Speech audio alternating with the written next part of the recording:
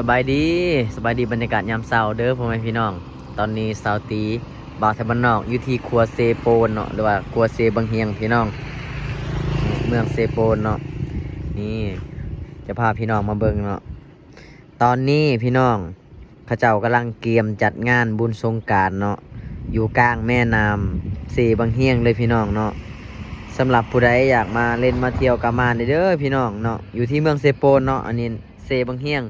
ครัวใหญ่เห็นบ่อยู่ทางเลขเก้านี่เลยพี่น้องเนาะทุกปีพี่น้องเขาเจ้าจะจัดอยู่ในกลางแม่น้ำจังซี่เลยพี่น้องเลยเนาะปีนี้คือสิม่วนคักแล้วเบิ่งทรงแล้วนี่พี่น้องพุ่นทั้งพุ่นมันกำลังเอาไม้เอาหยังมาเฮ็ดเนาะตัวพี่น้องนี่สบายดีสาวตีเนาะแล้วก็ตอนนี้สาวตีไทยบ้านนอกพาทุกคนออกตลาดพี่น้องเนาะไปหาซื้อไก่พี่น้องเนาะไปหาซื้อไก่ไทยบ้านนอกเฮ็ดผิดเนาะไปลินผู้สาวก็เลยต้องได้ซื้อไก่ นี่ก็ว่าไปทั่วแล้วพี่น้องบอก FC มาเที่ยวนะ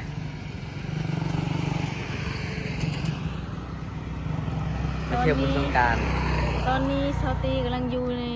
ครัวนะทุกคนครัวเซบังเงียงก็เชิญทุกคนมาลินปีใหม่อยู่บ้านน้องตีเนาะอยู่ที่เซโปนว่าเขาจัดกลางน้ำเนาะทุกคนกลางน้ำเซเนาะกลางน้ำเซเลย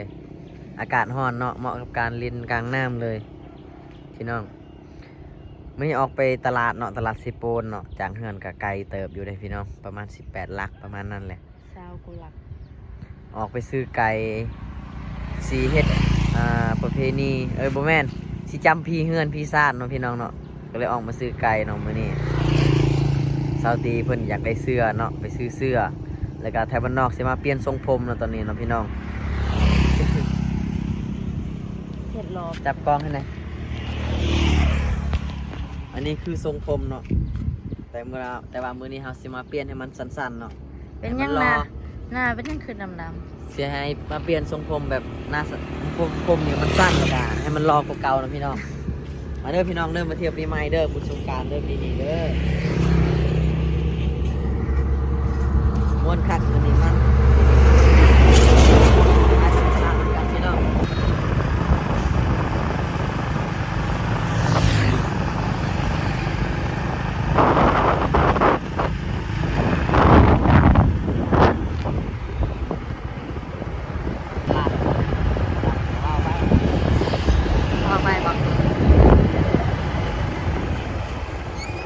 กำลังเดินทางไปตลาดทุกคนตลาดเซโปน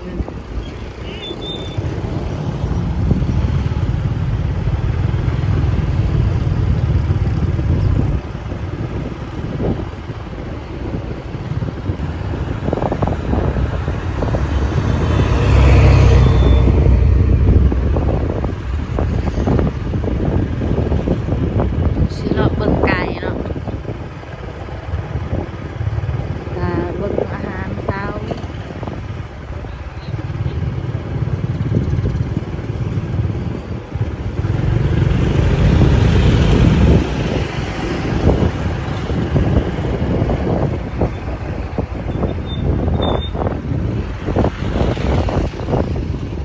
คือตลาดเช้าเนาะทุนแต่ก็บ่เช้าวันไหนเนาะ8 โมงแล้ว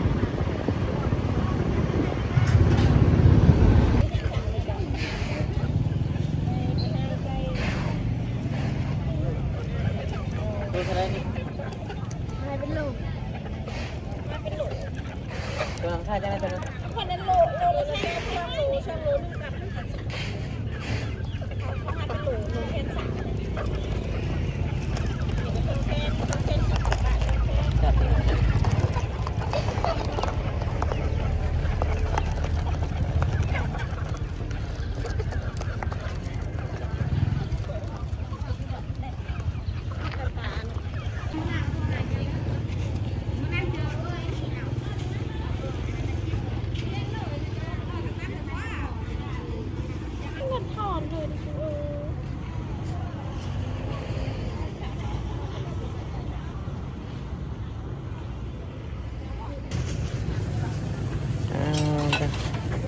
มา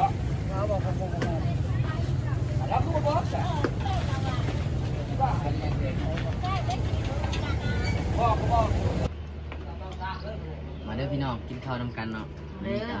เงิน YouTube ออกเนาะทุกคนเนาะก็เลยซื้อแนวกินสู่ครอบครัวกินเนาะลูกสาวก็ไม่ยอมกินข้าวอีกเพราะนั่นไอ้หลานเนาะมึงให้เอ็นอย่าไปไหลเนาะได้พี่น้อง จับกล้องที่หิวข้าวเนาะ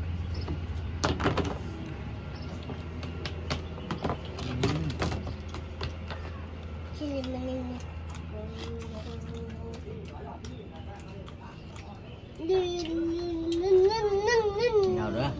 หักดีเลย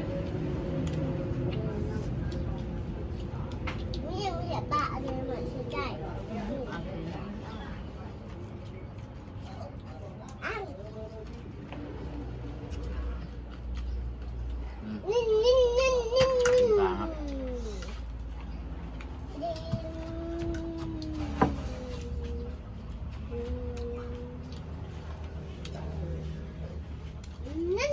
เออข้าง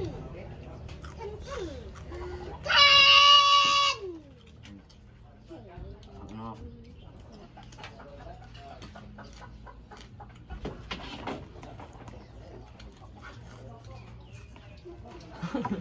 ป้าเดี๋ยวให้เปลี่ยนเอาไว้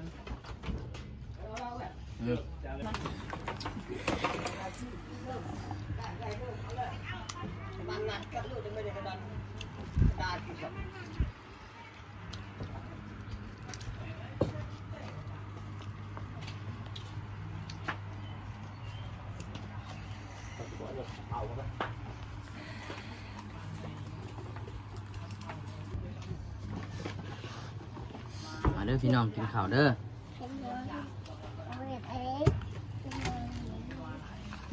อืม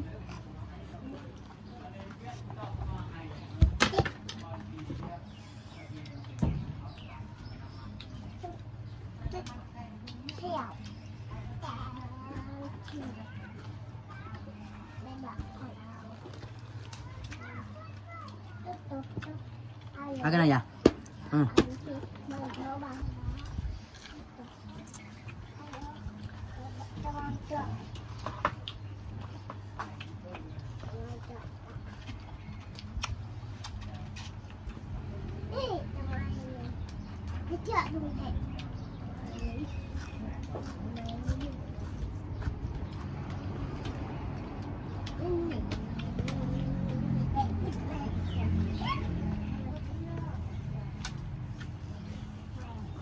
เดินไปได้เหรอ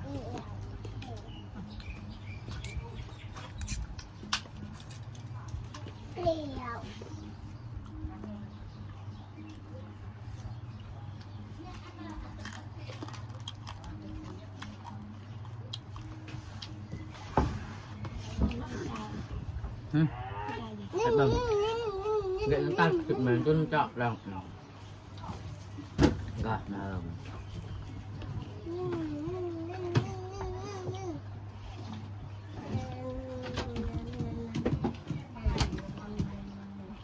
con hết mẹ con hết ư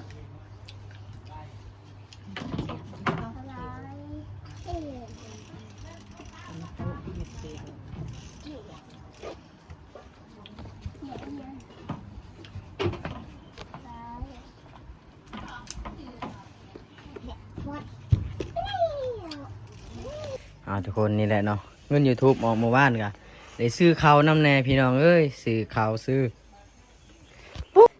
พี่น้องเงิน YouTube ออกมาบ้านนี่เนาะกะได้ซื้อข้าวเนาะนี่พี่น้องข้าวนี่สอบหนึ่งกับ800,000แล้วพี่น้องเอ้ยเนาะมื้อนี้ได้ซื้อข้าวแล้วก็ซื้อปลาพี่น้องสู่ครอบครัวกินนี่ละเฮ็ด YouTube เนาะเงิน YouTube 3 เดือนแล้วเนาะที่บ่ได้เนาะ3 เดือนออกเท่านึงเนาะของบ่าวแถวบ้านนอกช่วงนี้นะพี่น้องโอ้ตายกะคักเนาะอดข้าว3 มื้อบ่ได้ข้าวกินตอนนี้ก็ได้ซื้อข้าวมาแล้วพี่น้องข้าวงามอยู่ได้800,000เนาะพี่น้องสู้กันไปแล้วพี่น้องเอ้ยชีวิตช่วงนี้ลำบากแฮงเนาะ มันลมนี่เด้อไม่ได้กินนะ ไทยบ้านนอกไม่อยากสิเว้าเลยซุมือนี่เมื่อยคักแหละหาเงินหาคำนี่โอ้เฮ็ดคลิปก็บ่ได้ ขับหนึ่งต้องมาซ้ำนี่เนาะ กินกันหลายคน แม เนาะ น ขับเดียวกับมดเข้าติ๊บนึงเลยได้นี่ อืม ถ้ากินนี่ก็มดแล้ว พี่น้อง เงิน YouTube ก็บ่ได้หลายพี่น้องเอ้ย1,800,000กีบเนาะ3 เดือนพุ่นได้จังใดทำนั้นนะเก็บมาตลอดนี่ก็พากันกินข้าวแล้วเนาะแล้วก็อีก 2-3 มื้อเนาะหรือว่ามื้ออื่นไทยบ้านนอกก็สิได้เดินทางต่อพี่น้องไปหาซื้อขายไปหาแลกเปลี่ยนนี่แหละพี่น้องหาซื้อของเก่าคือเก่านั่นแหละพี่น้องเลาะไปบ้านนั่นเลาะไปบ้านนี่เนาะก็ได้บ่หลายมาสุดก่อนก็ได้พูดละ4-5 แสนแล้วพี่น้องเอ้ยเนาะชีวิตช่วงนี้ท้อคักเลยเนาะนี่สติกำลังมาข่าวแล้วก็เพิ่นสิซักเครื่องให้เนาะซักเสื้อผ้าให้เนาะนี่ทุกคนเนาะวันนี้สาวแสนสวยเนาะซักเครื่องให้บ่าวไทยบ้านนอกอีกแล้วพี่น้องเพิ่นซักให้เนาะ เป็นคนทับไส้เด้อ แวนฮับไซส์ก็ธรรมดาเนาะผู้หญิงเพิ่นเฮ็ดซอย โมเมนธรรมดาเมื่อยกันเลย เอาเจ้าซักเครื่องให้คอยเนาะคอยไปหาเงินบัดคอยได้เงินมาเจ้าก็เอาไปใช้ เสื้อไฟบูเนาะแต่ว่าสีเหลืองแหง เรื่องจะไม่เห็นหดคนเนาะ นี่ พี่น้องมื้ออื่นบ่าวไทยบ้านนอกก็ได้เดินทางนี่ปะสาวตีสาวเส้นสวยอีกแล้วพี่น้องเดินทางรอบนี้นะประมาณปีหนึ่งเนาะพี่น้องจึงไปมาเนาะ วอเนาะตลอดชีวิตเลย เมื่อวานเพิ่นไปดองเนาะเพิ่นไปผู้เดียวมีผู้บ่าวมาคุยอยู่บ่เมื่อวาน นี่และโอ้คนบางงามอยู่ที่นี่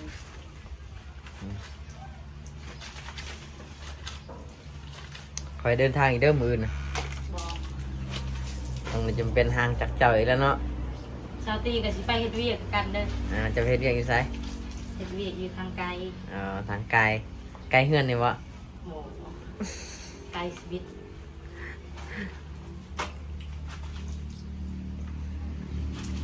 สู้กันไปพี่น้องชีวิตเนาะหมู่ครูรุ่นเดียวกันเนาะเฮียนนำกันพี่น้อง เขาได้เงินลำบักใหญ่เบิดแล้วแต่บ้านนอกยังอยู่เงินหลังเก่านี่แหละพี่น้องเอ้ยเอามาเมื่อยเนาะชีวิตก็ได้นี่ยังอยู่เงินหลังเก่าแหละนี่4-5 ปี เก็บเงินก็คือว่าในช่วงนี้เนาะ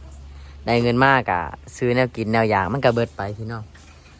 จากเสียจึงได้จึงจะได้เก็บเงินจะได้เห็นเงินเห็นสารคือหมูคือครูเนาะชีวิตเอาล่ะพี่น้องคลิปนี้ก็จบไปเท่านี้ละไทยบ้านนอกก็จะได้อาบน้ำก่อนแล้วกันนอนพักผ่อนอื่นก็ได้เดินทางต่อพี่น้องขอบคุณเด้อทุกคนที่มารับชม